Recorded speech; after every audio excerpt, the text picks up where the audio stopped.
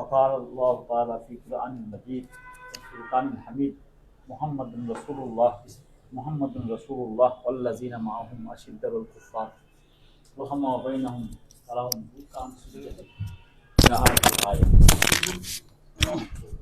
সম্মানিত উপস্থিতি, আসসালামু আলাইকুম ওয়া রাহমাতুল্লাহি ওয়া বারাকাতুহু। উর্দুতে একটা শের আছে, जहाँ कलमा का आवाज बुलंद होता है मुसलमानों का वतन वही होता है। 1947 সালের প্রেক্ষাপট যদি আমরা পর্যালোচনা করি তাহলে দেখা যায় যে 1947 সালের 14 আগস্টের পর এই পূর্ব বাংলাতে কালেমার আওয়াজ বুলন্দ হয়েছিল। এই কালিমার আওয়াজ বুলন্দ হওয়ার কারণে এই উর্দুভাষী মুসলমানরা ভারত থেকে হিজরত করে এখানে আসছিল। শুধু কালেমার ভিত্তিতে, ভাষার ভিত্তিতে নয়, বর্ণের ভিত্তিতে নয়, অর্থের ভিত্তিতে নয়। ইসলাম কখনো ভাষার ভিত্তিতে জাতীয়তাবাদ, গোত্রপ্রীতি, স্বজনপ্রীতি কখনো সমর্থন করে না। ইসলামের ইতিহাসে দুইটা রাষ্ট্র ইসলাম এবং মুসলমানদের নামে হয়েছিল। একটা ছিল মদিনা মুনাওয়ারা, যা নবী সাল্লাল্লাহু আলাইহি সাল্লামের নিজ হাতে করেছিলেন। এর সূত্র ধরে 1924 সাল পর্যন্ত খেলাফত বজাইছিল। 1924 সালের পরে মুসলমানদের কোনো দেশ ছিল না। পাকিস্তানে মুসলমানদের প্রথম দেশ, যেটা in the name of Islam এবং ইন দ্য নেম অফ মুসলমান হয়েছিল। এই উর্দুভাষী মুসলমানরা পূর্ব বাংলাতে আশ্রয় নিয়ে কি দোষ করলো? তারা ইসলামের ভিত্তিতে দেশে আসছে, আর আমরা মুসলমান হয়ে তাদেরকে কুচকাটা করেছি। তাদের ন্যায্য অধিকারটা পর্যন্ত আমরা দিতে রাজি নাই। একজন মুসলমানদের সম্পত্তি যদি আরেকজন মুসলমান 1000 বৎসর দখল রাখে, তবে এটা তার হয়ে যায় না। এটা অবৈধই হারাম মাল, সবসময় হারাম।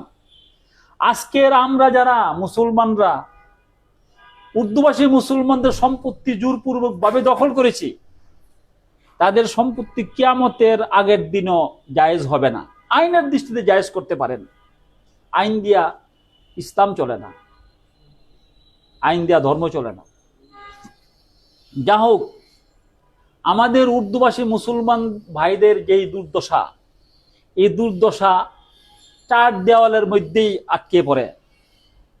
প্যালেস্টাইনের মুসলমানদের দুর্দশা সারা পৃথিবীতে ছড়িয়ে পড়ে, আর উর্দুভাষী মুসলমানদের দুর্দশার কণ্ঠ, কন্দনের কণ্ঠ 4 দেয়ালের মধ্যে সীমিত হয়ে যায়। বাংলাদেশের প্রত্যেকটি মুসলিম পার্টির, ইসলামিক পার্টির উচিত এই উর্দুভাষী মুহাজিরদের দিকে নজর দেওয়া, নতুবা কাল কিয়ামত দিবসে আপনাদেরকেও জবাবদিহি করতে হবে। আপনারা কালেমার ভিত্তিতে যারা আসছে, আর আপনারা কালেমার পতাকাবাহী, তো কালেমার পতাকাবাহী হইয়া কালেমার ভিত্তিতে যারা এই দেশে আসলো, তাদের জন্য কি করলেন? এটা আমার প্রশ্ন। আমার তো নজরে এই পর্যন্ত পড়ে নাই কোনো ইসলামী দল এই উর্দুভাষী মুসলমানদের দুঃখ দুর্দশা নিয়ে এগিয়ে আসছে। আমার নজরে পড়ে নাই, হতে পারে। এখন আমাদের উর্দুভাষী মুসলমানদের যে অবস্থা, এই অবস্থা নিরসনে একটা মাত্র উপায় হলো যে ওনাদের জন্য অধিগ্রহণকৃত যে সম্পত্তি, এই সম্পত্তিতে তাদেরকে পুনর্বাসন করা হোক। অনলি ওয়ান সলিউশন, এছাড়া অন্য কোনো সলিউশন আমার জানা মতে নাই। ওনাদের অনেক সম্পত্তি বেহাত আছে, অনেক সম্পত্তি দলিল ছাড়া অনেকে বুক করতেছে, সরকারও বুক করতেছে। আমি ওই দিকে যাব না। ওনাদেরকে আপনারা পুনর্বাসন দিয়া দেন অধিগ্রহণকৃত সম্পত্তিতে, এরপরে তারা তাদের বন্দোবস্ত করবে। এই 8 বাই 8 ফিট ইয়াতে রুমে কি অবর্ণনীয় কষ্ট, এটা একমাত্র যারা থাকে তারাই জানে। আমি একদিন জেনেভা ক্যাম্পে গিয়ে মেরে গেছি যে এই অবর্ণনীয় কষ্ট ইসলামের ইতিহাসে কোন মুসলিম জাতি গোষ্ঠী এই 1400 বৎসরে এই এত দীর্ঘকালীন সময়ে অবর্ণনীয় কষ্ট করে নেয়। আপনি দেখবেন মঙ্গলদের পরাজয়, মঙ্গলদের হাতে খাওয়ারের জীবনে পরাজয়ের পর মুসলমানরা 3 বছরে ঘুরে দাঁড়াইছে। মুসলমানরা 3 বছরে ঘুরে দাঁড়াইছে। আজকে 54 বছর হয়েছে। এদের দুঃখ দুর্দশা কেউ কি নাই তাদের জন্য? সরকারের নিকট দাবি হলো যে আপনারা উনাদেরকে তাদের যে পুনর্বাসনের জন্য অধিগ্রহণ করে জমিতে তাদেরকে দিয়ে দেন, পুনর্বাসন করেন। আর ইসলামী দলগুলোর প্রতি দাবি হলো আপনারা আপনাদের ম্যানিফেস্টোতে তাদের পুনর্বাসনের বিষয়টা রাখেন।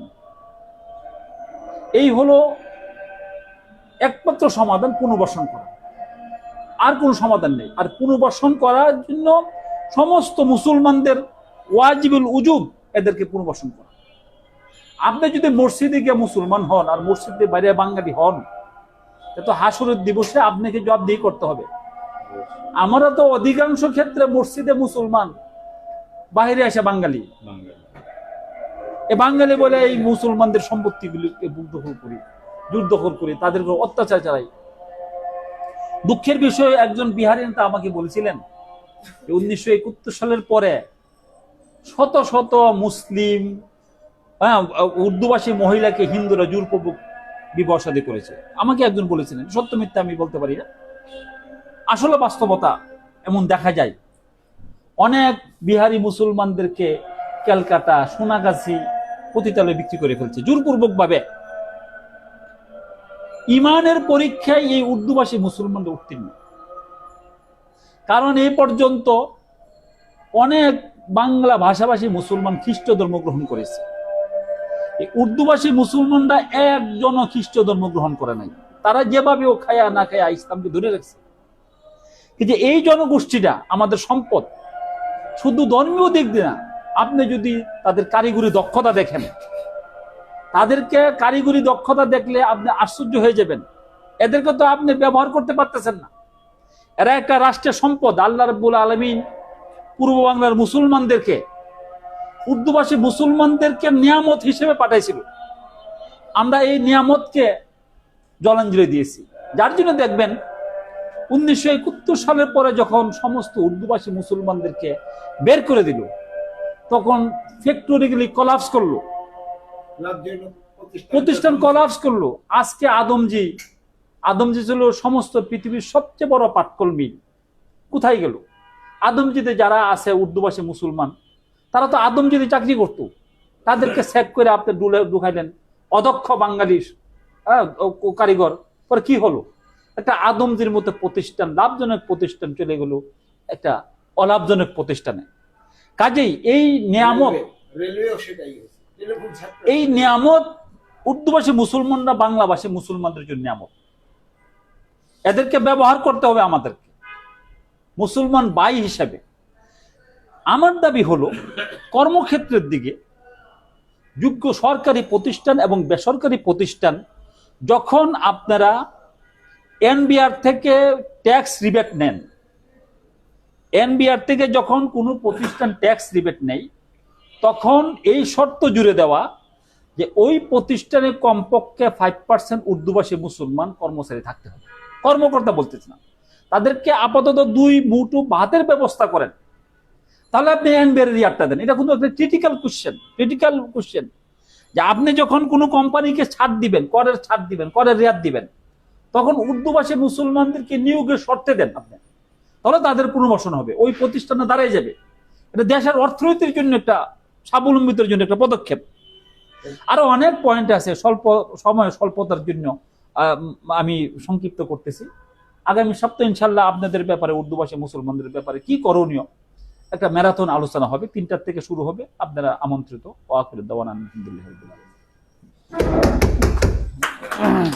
এখানে উর্দুভাষী মুসলমানদের যদি কোনো প্রতিষ্ঠান 2% নিব, যখন কর রেয়াত দেয়, মানে করে 2% নিব, তাহলে আপনারা ওভারকাম করে ফেলবেন।